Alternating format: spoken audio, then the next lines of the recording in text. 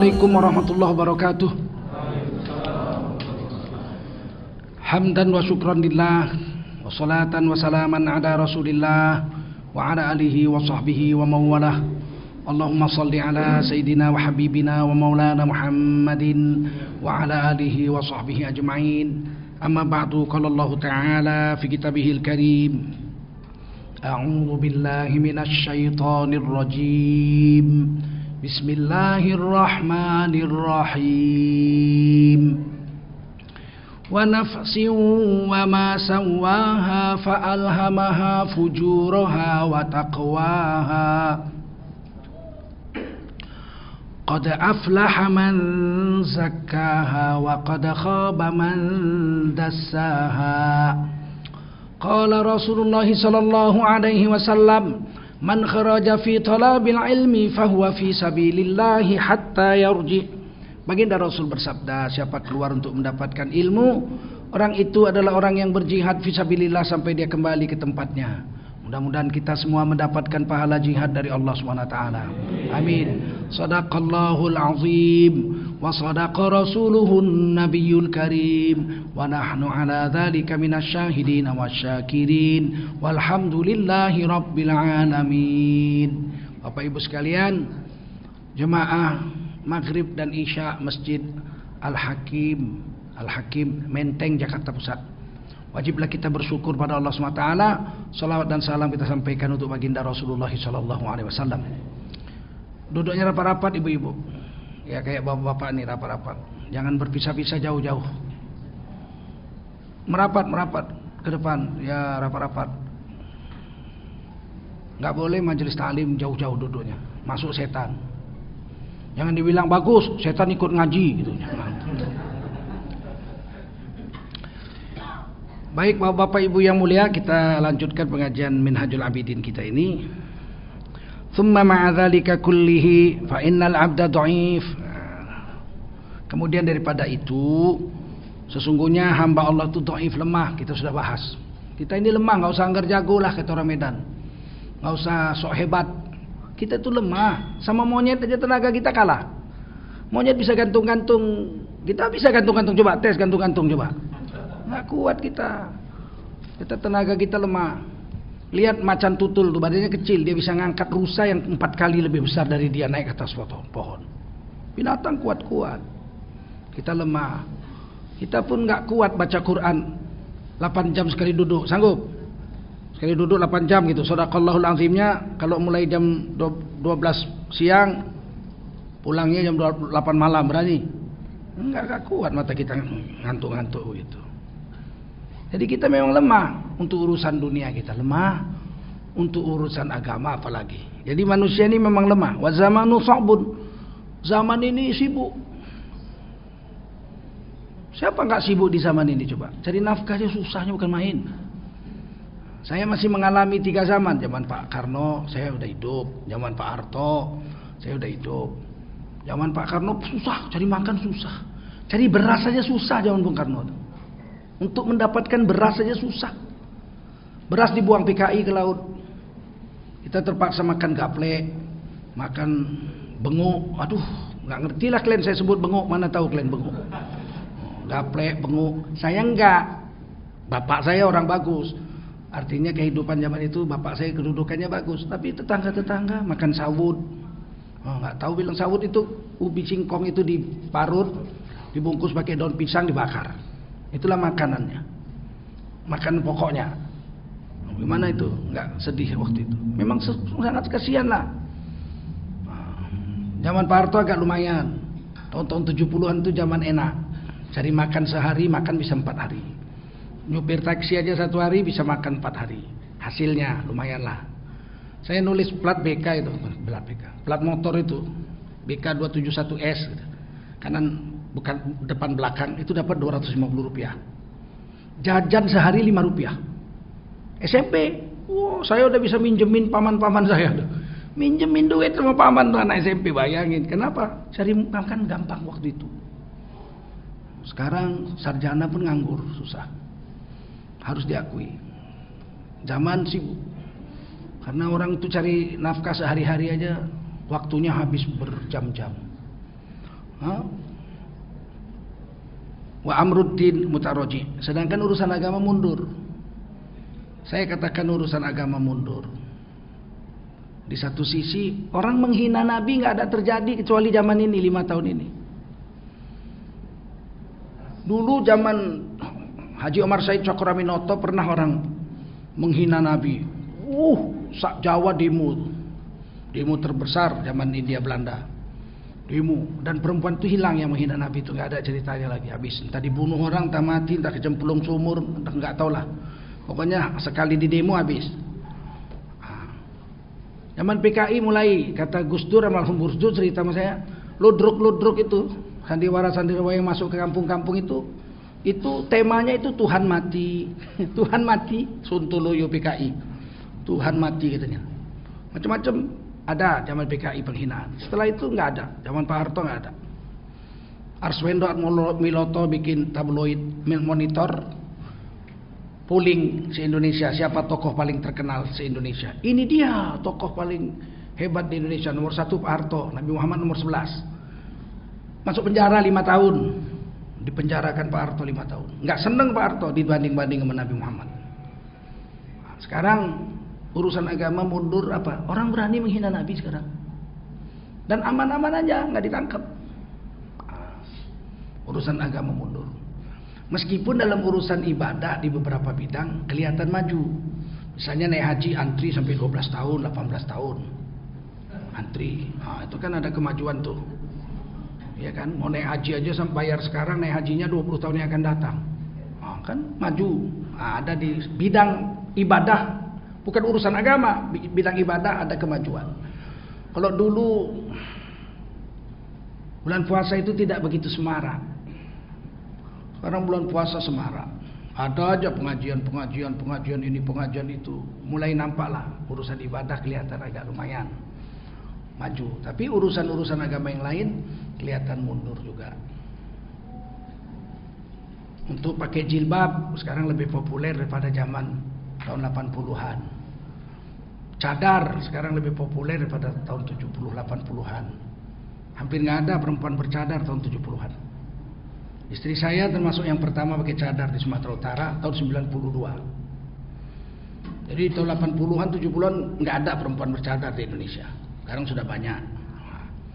Ada kemajuan di beberapa bidang, tapi kemunduran di banyak bidang terjadi. Riba sekarang terang-terangan. Dulu orang membungakan uang itu, bank-bank gelap itu, rentenir, itu sembunyi-sembunyi. Nah, sekarang terang-terangan lihat tuh di medsos, ya nggak? Utang, nggak bayar disiarkan ke seluruh HP kawan-kawannya. Ke HP saya tuh, saudara ini tidak bayar utang. Dulu. Nah ini kan urusan agama mundur gini nih. Udahlah dia riba, dipermalukannya lagi orang yang tidak bayar, yang kesulitan. Padahal orang kesulitan utang itu mestinya dibantu, diberi maisaroh, diberi kemudahan, diberi khafifah, diberi keringanan. Bukan malah dipermalukan. Ini urusan-urusan gini mundur. PLN aja sekarang bikin malu rakyatnya. Ya, saya protes mana-mana, saya protes. Dulu zaman Pak Harto nggak bayar PLN itu, nggak bayar rekening listrik, bisa setahun nggak bayar. Dekat rumah saya itu mau dipotong sama petugas PLN, guling-guling dia di tanah itu, tolong anak saya, tolong anak saya. Akhirnya petugas PLN itu kasihan. Nah, dibayar bu, aduh, ini ibu udah setahun nggak bayar nih. Ini baru ada 2 bulan, ya udah besok bayar. Jangan kasih sama saya lihat gitu. Masih manusiawi petugas PLN zaman itu. Sekarang bikinnya sistem token. Begitu rekeningnya tinggal 3.000 lagi, udah dikasih tahu sekampung. Tit, tit, tit. Sekampung tahu, waduh, listriknya sekarat. Tit, orang sengsara dipermalukan hari ini. Dipermalukan, sekampungnya tahu dia itu listriknya sekarat. Dan orang tidak lagi merasa kasihan. Hei, listrikmu diisi tuh, tatu terus. Kami mau tidur pun terganggu. Bukannya dia datang apa sebab ini nggak ada duit, ayo kita kongsi-kongsi tetangga-tetangga 5.000 4 orang 20.000 beli dulu. Enggak, tiba-tiba cengut mati. Wah, gelap kayak kuburan. Diketawain. Hari ini orang tidak lagi manusiawi, urusan agama mundur. Tidak ada lagi guyub bertolong menolong untuk menyelamatkan, itu tidak ada lagi. Bahkan PLN yang namanya perusahaan negara yang dibentuk untuk melindungi segenap tumpah darah Indonesia untuk rakyat Indonesia, kepentingan rakyat, mempermalukan nasabahnya, pelanggannya yang nggak bisa bayar, cengit. Saya nggak setuju itu. Bikin cara lain lah, entah lampu cikit gitu, atau jangan bunyi tit sekampung mendengarkan dan tahu sekampung listriknya itu sekarat. Ini saya ceramah ini supaya orang PLN dengar. Cari jalan keluar, jangan permalukan rakyatmu. Apa nggak bisa cara lain untuk memberitahu bahwasanya listrik orang itu sedang sekarat selain bunyi tit gitu? Kalau saya nggak pernah ngalami itu, listrik saya meternya bebas. Sebulan 2 juta masih bisa saya bayar. Tapi tetangga-tetangga yang begitu tuh coba. Walaupun di kompleks saya orang kaya semua, saya ngontrak di situ. Tapi kan saya sering berjalan-jalan, sering pergi-pergi kemana-mana. Kadang-kadang satu rumah tuh gelap cukup. Saya pernah singgah situ, berhenti. Kenapa gelap? Nggak ada bayar listrik pak, tokennya nggak bisa diisi mati. Aduh, gimana rakyat kita dibegituin oleh pemerintahnya sendiri. Ini namanya kapitalis, bukan Pancasilais. Apa namanya? Kapitalis, bukan Pancasilais. Jadi urusan agama mundur, orang nggak ada lagi rasa empati, kesian gitu, nggak ada lagi. Kadang-kadang antri di WC, antri di WC umum, udah ada orang tua begitu pun nggak peduli gitu. Orang tua ini nggak bisa menahan, kadang-kadang dia udah nggak bisa tahan, ya udah keluar. Yang muda-muda nggak mau ngalah, kadang-kadang turun dari pesawat, naik kapal apa naik bus, yang ada bangkunya di bawah tuh 4 bangku di bawah, yang lain di atas, yang lain berdiri. Ada orang hamil tua berdiri, yang anak gadis duduk karena dia duluan masuk, main HP, nggak peduli dia gitu. Perempuan hamil berdiri bagaimana? Kita ingatkan, anak gadis kau berdiri, yang hamil tuh duduk. Lu orang saya duluan duduk kok katanya. Kepingin aku ngaprokkan kepalanya tuh. Bener. Nggak ada rasa manusiawi. Di Amerika nggak ada orang-orang yang kuat itu duduk. Saya pernah juga naik kereta api di Eropa, di Amerika. Saya itu disuruh duduk. Saya bilang saya masih kuat. I'm still strong. No. Your beard is white. Jenggot udah putih, katanya duduk kau katanya. Disuruh duduk kita. Yang berdiri-berdiri itu yang keker-keker, yang anak-anak muda. Sekarang anak-anak gadis, anak-anak muda malah duduk mau main HP. Orang-orang tua, orang-orang hamil dipilih berdiri. Dan itu bukan sekali 2 kali saya lihat itu. Saya nggak pernah naik bus, tapi kalau di airport saya naik bus. Turun dari pesawat itu kan sering saya naik bus. Kalau naik bus umum belum pernah saya. Ya, tapi di Jakarta nggak pernah. Tapi saya pikir mesti banyak itu yang begitu itu, ya nggak? Yang tua-tua yang jompo-jompo disuruh berdiri, dia duduk enak-enakan, tidur-tiduran enak-enakan. Urusan agama mundur. Orang mendulukan egonya, keperluannya. Saya ingat waktu kecil-kecil lah ya, SMP, SMA, saya kadang jarang juga saya naik bus besar. Sekali-sekali mau saya naik bus besar. Saya naik bus kecil, bisa duduk kan. Mikrolet lah kalau di sini, sana Sudako namanya. Kadang-kadang kepingin juga naik bus besar rame-rame, gandung-gandung sama kawan-kawan gitu, berdiri gitu. Kadang-kadang saya naik juga. Ada perempuan hamil disuruh duduk, ada orang tua disuruh duduk. Itu yang duduk terus kemudian berdiri, itu selalu saya datang gitu. Deket-deket, geser-geser. Sekolah di mana? Apa jawabnya? Muhammadiyah katanya. Bangganya hati saya gitu. Oh, mungkin dari 10 orang anak-anak pelajar yang SMA gitu, atau mahasiswa yang mengalah memberikan tempat duduknya kepada orang tua atau orang hamil, mungkin dari 10 yang saya tanya itu 7 atau 8 jawabannya Muhammadiyah. Langkah bangganya saya itu. Saya tahu didik Muhammadiyah dan guru Muhammadiyah saya. 5 tahun saya jadi guru di Muhammadiyah. 6 tahun. Oh, gitu ya. Ada perasaan dalam hati kita. Rasa empati kepada orang-orang yang lemah. Wal faraghu qalil. Dan yang sukses meniti kehidupan yang sibuk ini, yang urusan agama mundur, itu yang sukses meniti kehidupan ini sampai ke ujungnya, termasuk dalam golongan orang yang takwa, qalilun, sedikit. Saya tidak maksud menghina orang zaman sekarang, saya juga orang zaman sekarang kan. Tapi waktu saya masih remaja-remaja, saya kumpul dengan orang-orang yang sudah tua-tua, itu akidahnya mantep. Itu kemenangan orang dulu menanamkan keyakinan kepada Allah itu mantep. Keluarga Sultan Delhi, saya ngaji dengan keluarga Sultan Delhi, masih uak-uak saya, paman-paman saya. Ngaji gurunya Tuan Syekh Abdul Qadir, guru saya. Duduk gitu di istana Maimun, di istana ngaji. Itu walaupun ngajinya sederhana, yang dibaca pun paling 1 baris, dijelaskan 1,5 jam ngaji. Sederhana sekali, yang ngaji juga nggak banyak, paling 10-12 orang. Tapi mantepnya itu, keyakinan pada Allah itu terasa gitu. Sehingga hampir semua keluarga-keluarga istana Maimun itu meninggal dunia, saya lihat itu matinya dengan kalimat la ilaha illallah di mulutnya, la ilaha illallah gitu. Itu keluarga-keluarga sultan, keluarga raja, orang-orang bangsawan, tapi keyakinannya pada Allah itu hebat. Petani-petani, saya masih ingat itu nanam padi, mereka tancapkan pancing, ya, ada 10 pancing ditancap, kemudian dia kerja membersihkan rumput. Itu jam 12 sudah cuci kaki, gesek cuci kaki, minggir. Dia lihat matahari, sudah tengah hari. Kemudian bersih kaki, bersih tangannya semua. Air dulu mengalir jernih kan. Dia cabut tuh pancing itu, ada yang dapat belut, ada yang ikan gabus, ikan lele, ikan betik gitu. Nah, diambilin ikan-ikannya itu dimasukkan, dia bawa bubuk. Terus apa? Dia pulang. Pancing dikumpulin, dia bawa pulang, cangkolnya ditaruhkan di pinggir sawah. Nggak ada yang mencuri cangkol dulu. Dia pun jalan pulang. Kenapa? Mau sholat zuhur.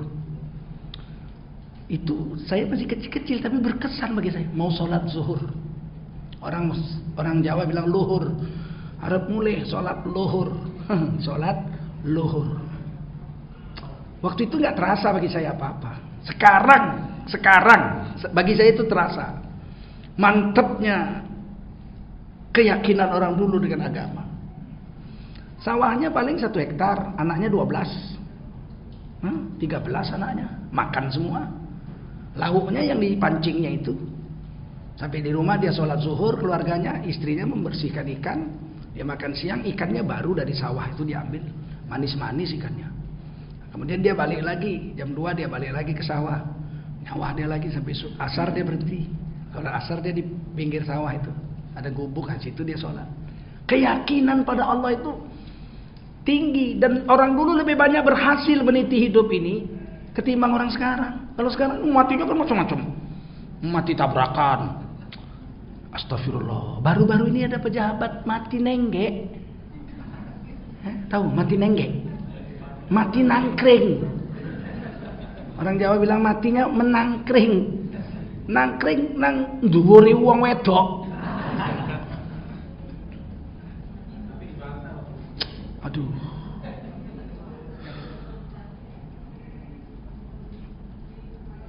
Manusia ini mati dengan hobinya. Kalau hobinya zina, mati berzina. Kalau hobinya mabuk, matinya mabuk. Kalau hobinya main perkutut, mati main perkutut. Itu kata Rasul. Manusia mati dengan hobinya. Sedikit. Wal faraghu qalil. Yang berhasil meniti hidup di dunia ini sedikit. Berhasil dia mati dengan husnul khotimah, mati dengan kesuksesan hidup, mati seperti yang Allah dan Rasulnya mau, itu sedikit.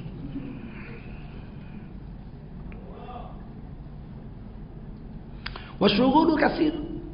Sedangkan kesibukan dunia itu padat.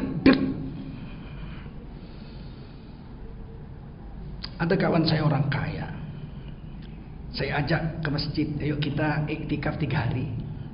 Jumat, Sabtu, Ahad kita iktikaf 3 hari. Kita tinggalkan kesibukan dunia ini, suhul cari kaya ini.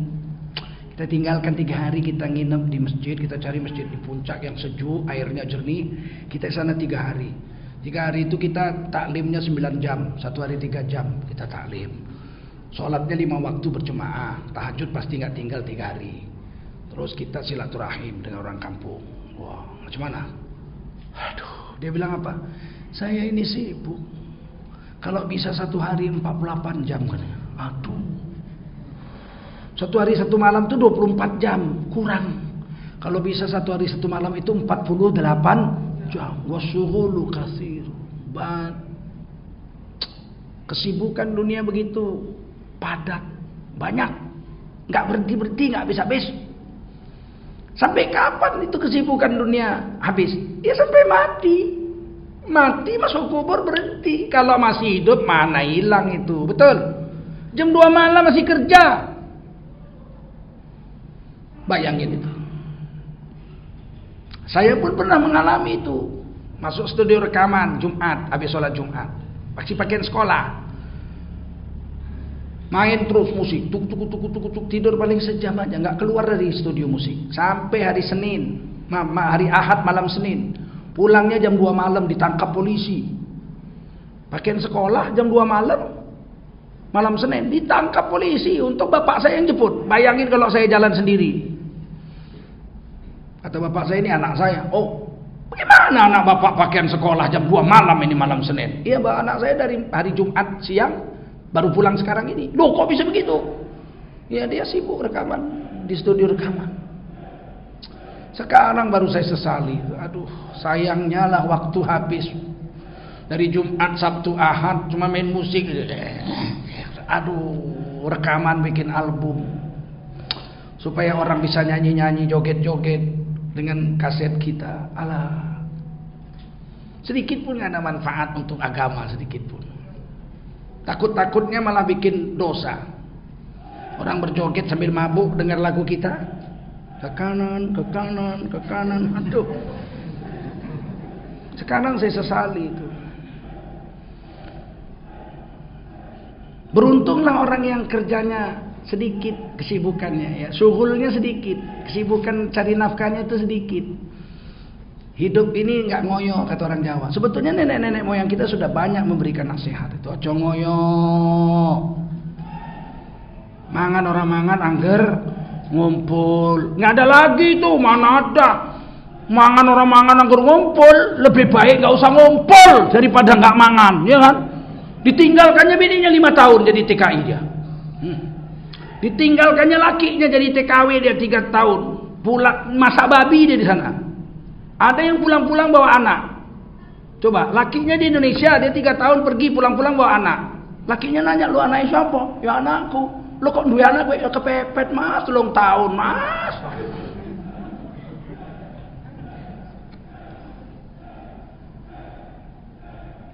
Suhul, cari nafkah katanya, bukan cari nafkah. Orang sekarang cari kaya, betul. Kalau dulu dari bahasanya dia bagus. Bapak-bapak dulu tanya, mau kemana ayah? Cari nafkah. Aduh, dari bahasa aja selamat. Cari nafkah. Nafkah artinya belanja. Belanja. Jadi kalau cari nafkah itu, kalau dapat nafkah, diinfakkan. Asal kata nafkah, infak. Anfiqu mimma razaqakumullah. Kata Allah, infakkanlah. Yang kau cari nafkah itu, kau nafkahkan. Setiap dapat dari Allah, nafkahkan. Mau selamat 10%. Nah, dokter dapat pasien 10. Bayar, apalagi spesialis. Ketuk-ketuk aja 300.000. Tuk tuk tuk tuk tuk tuk. Bapak sakit apa, Pak? Dokternya pun nggak tahu. Sakit demam, Pak. Udah berapa hari demam, Pak? Katanya di senternya. Oh, iya. Tulis resep. 250.000, 300.000 diembatnya. Ya sekolahnya kan lama katanya. Untung kami ustad nggak balas juga ya nggak. Begitu dia mati, oh ini saya berobat sama dia 10 kali nih, kali 300.000. Anaknya datang, Pak tolong Pak diselenggarakan jenazah. Ya 5 juta lah. Balas saya ya. Kenapa 5 juta? Mahal banget Pak. Loh dia aja ngambil duit saya ketok-ketok tok 3 juta. Nah, sekarang saya ambil 2 juta, 3 juta tambah 2 juta, 5 juta. Kan rusak nih begini nih. Semua mikirinnya apa? Syughul. Pikirannya mau cari kaya. Kita ini pikiran orang dulu itu cari nafkah. Kalau dapat nafkah, infakkan. Lurus. Bapak saya dulu kecil-kecil saya tanya, kemana? Papi, panggil papi. Papi kemana? Dipegangnya kuping saya gini, muka saya. Papi cari nafkah nak. Bapak saya sekolah Belanda, dipanggil papi. Tapi ucapan yang keluar dari mulutnya apa? Papi cari nafkah nak. Nah sekarang coba, Bapak mau kemana Pak? Bapak mau cari kaya. Supaya kamu uripmu seneng. Hidupmu seneng, cari kaya, doain Bapak dapat duit yang banyak.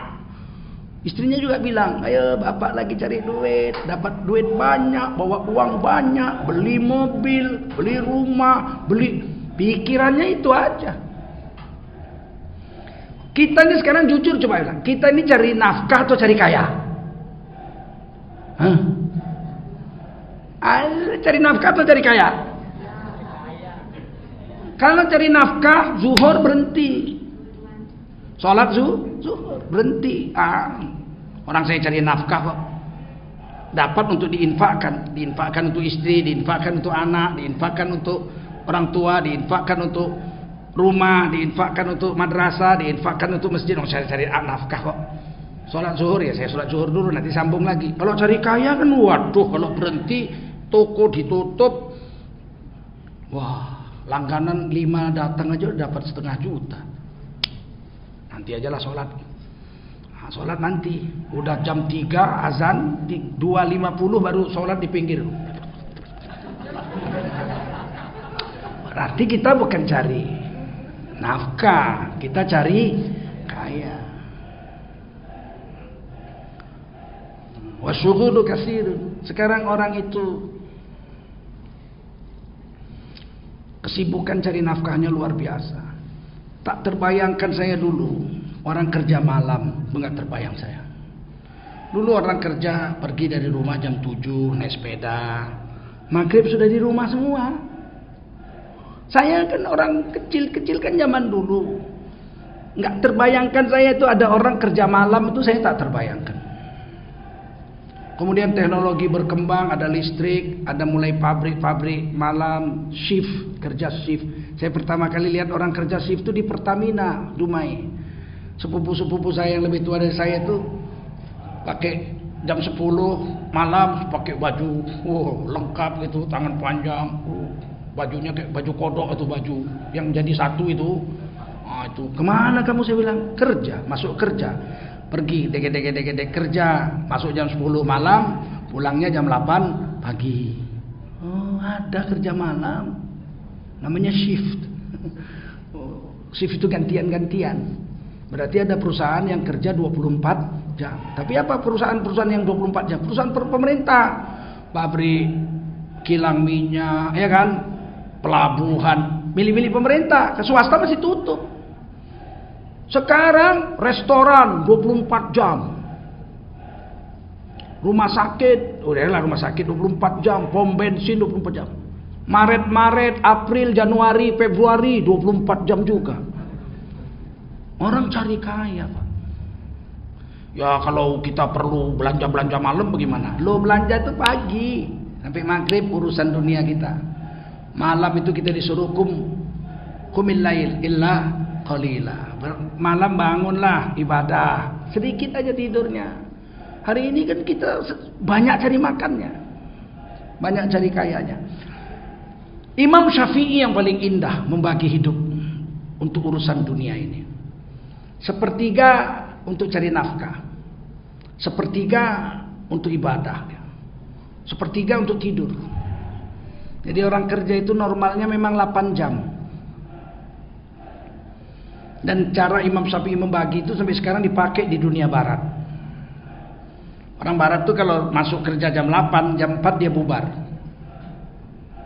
Kalau masuk jam 4 dia balik, nanti bubarnya jam 12. Yang masuk jam 12 dia bubarnya jam 8. Artinya apa? Dia bagi kerja itu sepertiga dari waktu untuk cari nafkah.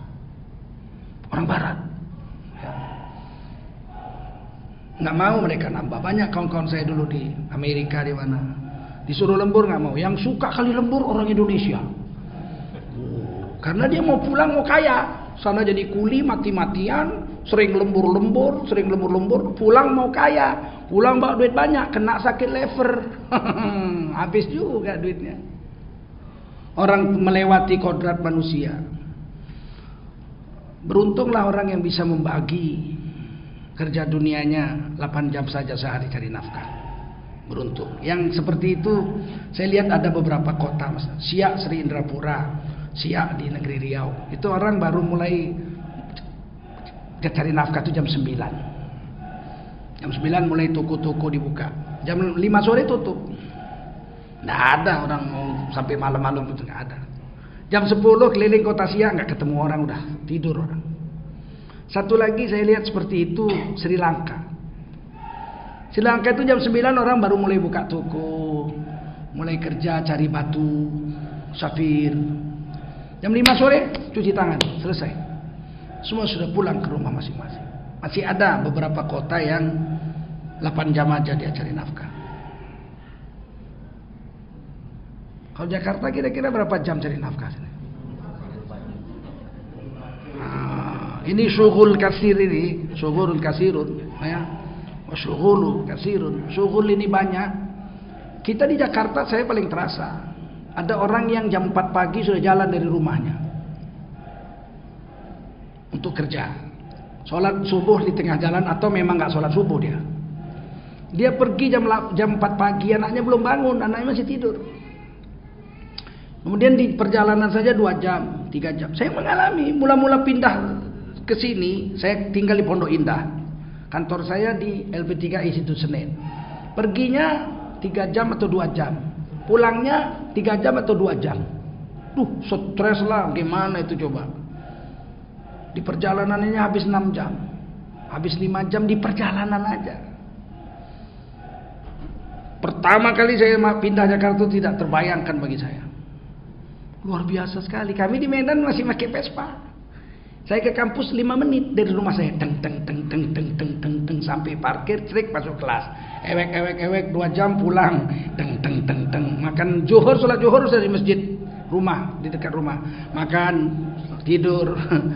Oh, enak sekali kerja di Medan. Kemana-mana naik Vespa. Sekarang Medan, naik Vespa, hitam langsung muka kita itu. Asap diesel lah, pasir, macam-macam. Ya Allah, berubahnya dalam 20 tahun.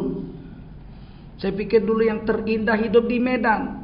Saya selalu rindu mau pulang saya. Saya cari makan cukup 8 jam, 4 jam kerja. Waduh, jual kue paling enak saya jual kue. Saya tempah kue sama orang, karamel, 400 biji, 50 perak. Saya jual 100. Kantin jual 150.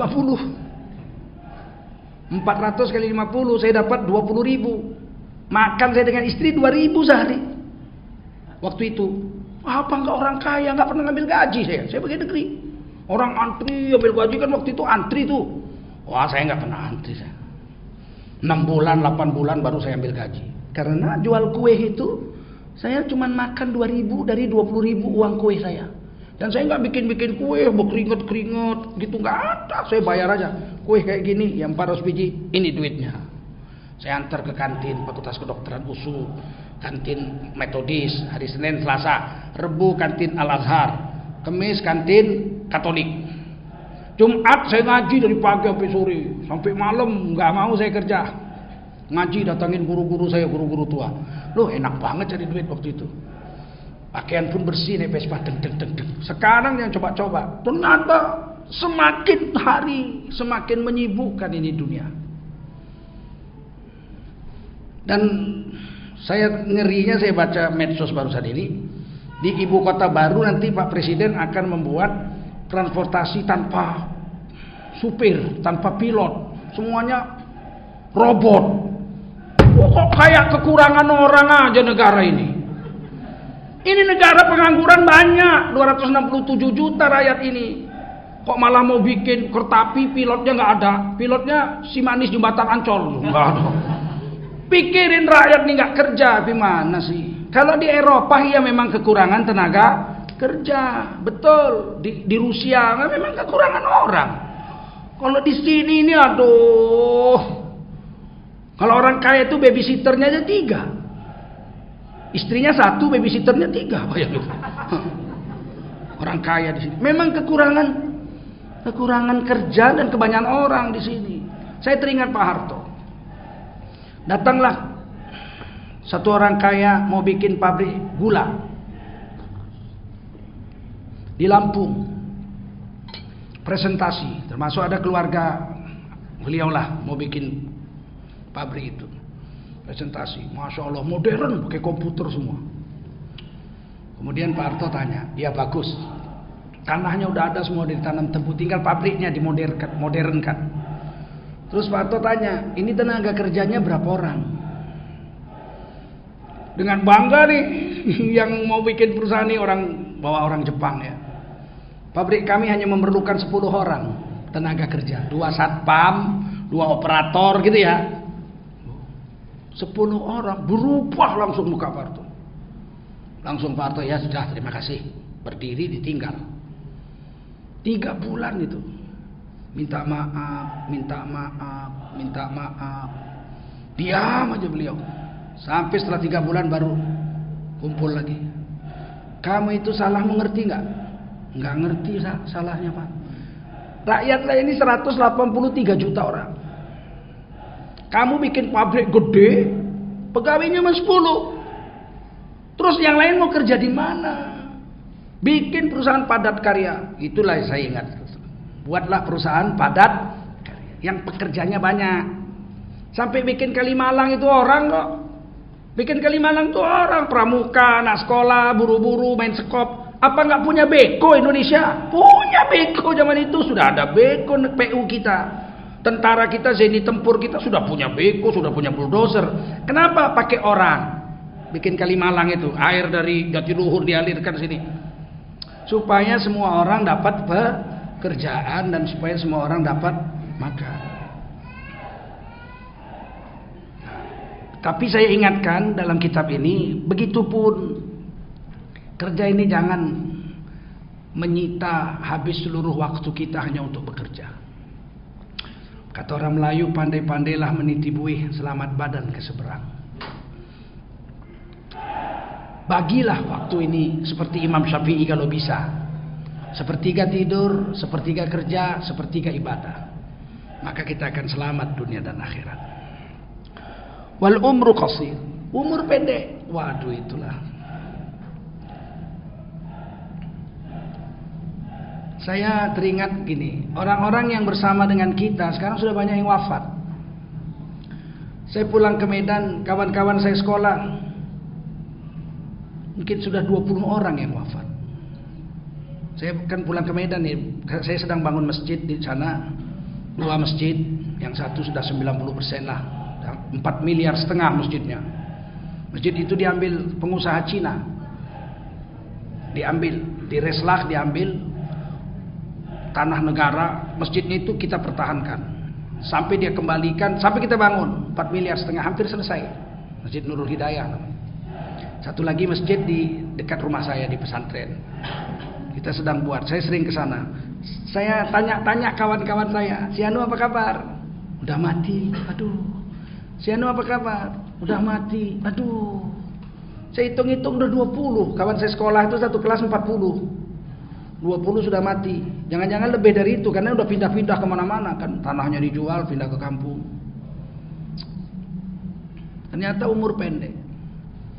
Yang seumuran saya masih hidup sehat itu mungkin kalau dari 10 kawan saya 5 aja yang sehat. Yang lain udah encok-encok, kolesterol, pasang ring, ya kan? Pasang ring, apalagi, aduh macam-macam lah. Ada besi di dalam badannya itu. Dulu yang pakai besi itu rantai babi. Siluman babi aja yang punya ring sini. Sekarang manusia-manusia punya ring di dadanya. Alhamdulillah belum kena ring. Ya, umur pendek dan mati banyak mendadak. Ini ciri-ciri akhir zaman. Salah satunya adalah orang banyak mati mendadak. Kalau dulu mati itu kan sempat sakit dulu seminggu mati. Sekarang nih ciri-ciri akhir zaman salah satunya saya baca dalam hadis, banyak orang mati mendadak. Lagi joget-joget mati, lagi ketawa-ketawa mati, lagi main golf mati, lagi nyetir mati. Kawan saya lagi main musik mati 2 orang. Kawan saya main musik dulu waktu saya muda main musik. Itu yang mati main musik 2. Satu berdiri main organ, ketepuk mati. Belum terlalu tua, belum 50. Yang satu lagi main drum, tuk tak tak tak tak, tuk tak tak, tuk tak tak tak, ketepuk mati.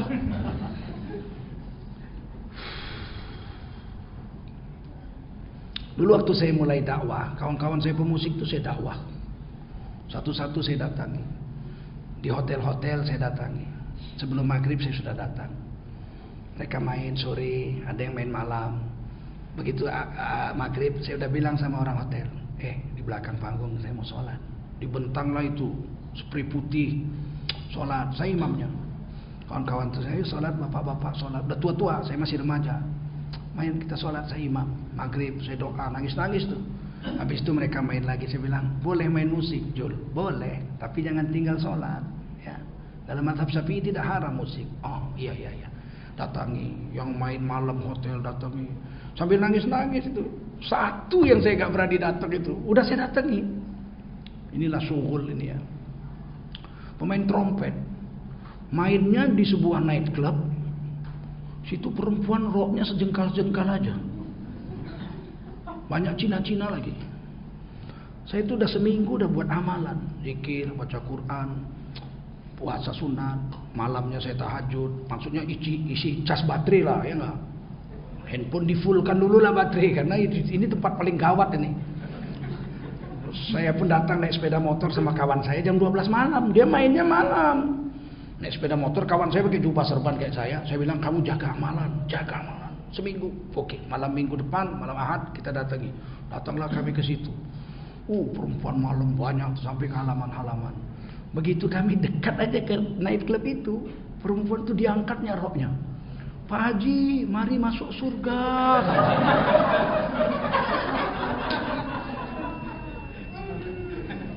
Enggak pakai celana dia. Kita lihat itu, astagfirullahalazim. Saya lewat lagi, belok, kata kawan saya. Enggak berani aku bilang. Enggak berani aku, nangis saya, enggak berani saya. Kawan saya itu main trompet, jago kali main trompet. Gimana caranya mendakwah abang ini saya pikir. Akhirnya kami ke rumahnya lah. Ke rumahnya. Tadi malam kami udah datang, Bang. Gila kau katanya, pakai begini. Iya. Mau ngapain kau? Ya mau jumpa Bang. Kamu gila kamu? Enggak, waras. Semua udah saya jumpai, tinggal abang yang belum. Jangan, kalau ke tempat saya kerja jangan gitu. Di sini aja kau ngomong di rumahnya. Saya bilang, Om, saya panggil Om. Sholat.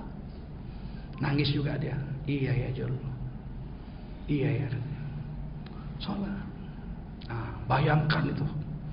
Sampai begitunya. Apa itu cari nafkah atau cari kaya itu? Nggak kaya juga, miskin juga dia. Sepeda motor nggak punya dia.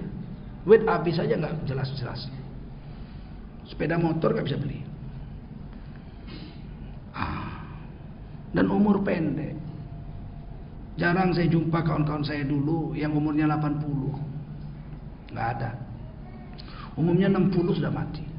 Dan matinya mati mendadak lagi. Aduh.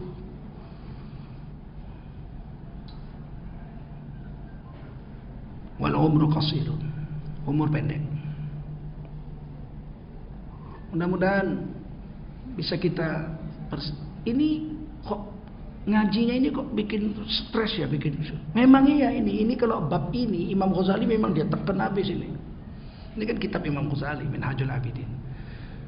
Kalau untuk kerisauan akhirat dia tekan habis kita itu. Tidak ada waktu, tidak ada kesempatan untuk bergerak. Karena mati itu datang, kalau udah mati nggak ada guna lagi ngaji ini. Nggak ada lagi guna, ibadah pun nggak guna lagi. Dalam kubur mana bisa sholat, zikir nggak bisa kita. Ada satu-satulah orang-orang soleh yang memang dia di dunia minta, di kubur dapat. Misalnya ada satu orang sahabat Nabi yang setiap malam baca surah Al-Mulk. Tabarakalladzi biyadihil mulku wa huwa ala kulli syai'in qadir. Dibaca itu setiap malam. Dan dulu kan orang nggak baca Quran dipegang gini kan. Quran nggak ada dijual zaman itu. Siapa yang jual Quran? Senin belum buka waktu itu. Senin. Semua ayat Quran dihafal, betul nggak? Nah, dia dihafal, Quran belum ditulis menjadi satu kitab. Mereka main hafal. Jadi tabarakalladzi biyadihil mulku wa huwa ala kulli syai'in qadir. Itu mereka hafal tiap malam dia baca di satu orang sahabat. Apa yang dia doa? Ya Allah, begitu cintanya aku dengan surah Al-Mulk ini. Berilah kesempatan kepadaku kalau aku mati. Tetaplah kiranya dalam kubur aku membaca surah Al-Mulk ini. Di dalam kubur, itu permintaannya. Satu hari seorang sahabat kemalaman di perjalanan bikin tempat tidur lah, kayak koboi-koboi lah. Film-film koboi kan kalau malam ya tidur di mana tidur aja kan. Gelar tempat tidur. Rupanya dia nggak tahu dia gelar tempat tidur itu di atas kuburan. Kan kuburan udah rata kan, nggak ada nisan-nisan kayak sekarang kan. Dia nggak tahu dia tidur. Tiba-tiba malam itu dia dengar orang baca Tabarakalladzi biyadihil mulku wa huwa ala kulli syai'in qadir alladzi khalaqal mauta wal hayata liyabluwakum ayyukum ahsanu amala wa huwal azizur ghafur. Duduk dia, di mana orang baca Quran? Di bawahnya, dari dalam tanah. Sampai habis itu. Kalau kita kabur itu, Pak. Oh, kalau kita nggak digulung lagi tempat tidur tuh loncat aja lah. Sahabat Nabi itu kan keyakinan sama Allah dia putus. Karena dia takut kecuali sama Allah, nggak ada dia. Dia cuma takut sama Allah. Sama singa, sama macan dia nggak takut dia. Selesai itu pagi habis sholat subuh dia gulung tempat tidurnya, dia pun jalan dengan kendaraannya. Sampai di Medina dia cerita sama Rasul. Rasul tadi malam saya tidur. Ini diceritakan dalam kitab Hayatus Sahabah. Ini hadis sahih. Saya tidur, tiba-tiba saya dengar ada orang baca surah Al-Mulk, bagus banget. Saya dengar sampai habis. Tapi yang baca dari dalam tanah. Kata Nabi betul, itu orang Islam yang wafat dikubur situ. Kamu nggak tahu, kuburannya sudah rata. Dan waktu hidup dia setiap malam baca Al-Mulk. Dan doa dia, ya Allah, jadikanlah aku di dalam kubur tetap baca Al-Mulk tiap malam. Karena inilah kesayanganku, hobi, kecintaanku waktu hidup. Hendaklah waktu sudah mati diberilah aku keistimewaan bisa baca. Baca, bayangin itu. Ada sahabat yang kepingin apa saja, mereka kepingin di dalam kubur. Ketika Nabi Isra dan Mi'raj, Nabi melihat Nabi Musa sholat di kuburnya. Wah, karena Musa yusalli fi qabri. Adalah Nabi Musa kulihat dalam kuburnya sedang sholat. Berarti Nabi Muhammad lewat kuburan Nabi Musa waktu Isra dan Mi'raj. Kuburan Nabi Musa itu memang di Palestina, di sebuah bukit berwarna merah. Sekarang sudah dibangunkan masjid di situ. Beliau wafat di situ. Nah, jadi Nabi itu ke Al-Aqsa sempat melewati kuburan Nabi Musa dan beliau lihat sallallahu alaihi wasallam Nabi Musa sedang sholat di kuburnya. Dan setelah Nabi sampai ke langit, ketemu Nabi Musa di langit. Nabi Musa minta kurangi sholat untuk umatmu 50, kurangi terlalu banyak. Itu yang minta kurangi, hadis sahih Muslim itu Nabi Musa. Minta kepada Muhammad, minta lagi sama Allah dari 50 jadi 5. Kurang 5, kurang lagi turun, naik lagi 5, kurang sampai tinggal 5. 5 pun Nabi Musa bilang minta kurang lagi, berat. Kata Nabi, malu saya kalau 5 pun kurang, turun. Karena kata Nabi Musa, umatku disuruh sholat seminggu sekali hari Sabtu, nggak sanggup, dikutuk jadi monyet. Nabi Musa itu Sabtu sholat, mereka cari ikan. Disuruh sholat hari Sabtu, sebagian dari mereka cari ikan. Pulang cari ikan, berapa kali dinasihati nggak mau. Kunu qiradatan khasyiin, jadilah kamu monyet yang hina. Pulang cari ikan jadi monyet. Coba kalau kita kayak gitu, sholat Jumat jangan ngojek. Oh, berapa banyak tukang ngojek jadi monyet. Jangan ini Jumat sholat jangan bawa angkot. Berapa banyak supir angkot jadi guru ya kan, jangan harus Jumat kamu mesti sholat, jangan berapa banyak ngerokok dia hari Jumat nggak sholat. Jadi saya pun tidak berharap macam-macam di kubur. Di kubur nggak dikebukin aja syukur. Jangan berharap di kubur saya sholat ya Allah. Allah di dunia aja males. Wah, saya kepingin dalam kubur baca Quran ya Allah. Di dunia aja malas kita, lebih banyak baca handphone daripada baca Quran. Paling tidak kita berharap karena umur pendek dikubur nggak dipukuli, nggak digebuki. Udah syukur banget lah. Saya sudah membangun madrasah hafiz Quran 3 di Riau, tanah udah saya beli, udah lunas. Saya mau buat 1 4. Seumur hidup saya sebelum mati saya berharap ada 10 pesantren tahfizul Quran. Minimal muridnya 20. Yang saya punya banyak muridnya 100. Yang di tebing juga banyak. Yang lain-lain saya berharap muridnya 20 aja. Kalau saya punya 10, 200 murid saya tahfizul Qurannya, pesantren saya 200 murid. Satu hari mereka baca 6 juz. Anak-anak yang menghafal Quran itu satu hari 6 juz. 200 kali 6 juz itu 1200 ya. Ya kan? Nah, saya mati, malaikat udah mau mukul tuh. Ini sontoloyo besar nih kan. Begitu dia mau pukul, dia lihat 1200 bacaan Quran mengalir ke kuburan saya. Kata malaikat, memang licik kau. Memang kau licik kau. Sebetulnya kau mau kami gebukin sampai hari kiamat kau. Tapi itulah, kau bikin pula 10 tahfizul Quran pesantrennya enggak. Masuklah pahala 1200 juz sehari. Mana berani malaikat mukul 1200 juz. Waduh, memang licik gitu.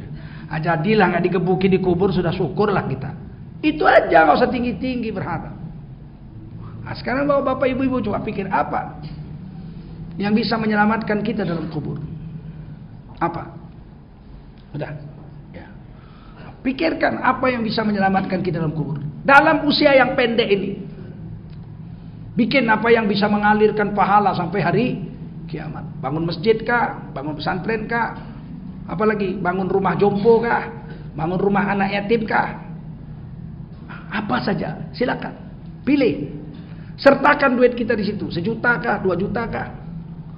Jangan sampai nggak ada. Ada orang lagi bangun masjid, kita lagi naik mobil, nangguk-nangguk tengah jalan. Jangan dicaci, berhenti. 5.000. Ya Allah, 5.000. Nanti masjid ini jadi, saham saya 5.000. Kan lumayan juga. Kalau ada 100 masjid pernah kita lewati, nangguk-nangguk gitu, 5.000 kan 500.000 juga. Ada 100 masjid yang punya saham kita. Mau digebuk malaikat kan? Punya saham 100 masjid, walaupun sauprit. Cuman tempat letakkan sendal aja ya. Ya tapi lumayanlah menyelamatkan kita daripada azab kubur dalam usia yang pendek. Mudah-mudahan taklim ini ada manfaat. Dan semoga kita termasuk orang yang faroh, ya, orang-orang yang ifroh, orang-orang yang selamat, yang sukses dalam meniti kehidupan yang serba rumit dan serba sibuk ini. Wassalamualaikum warahmatullahi wabarakatuh.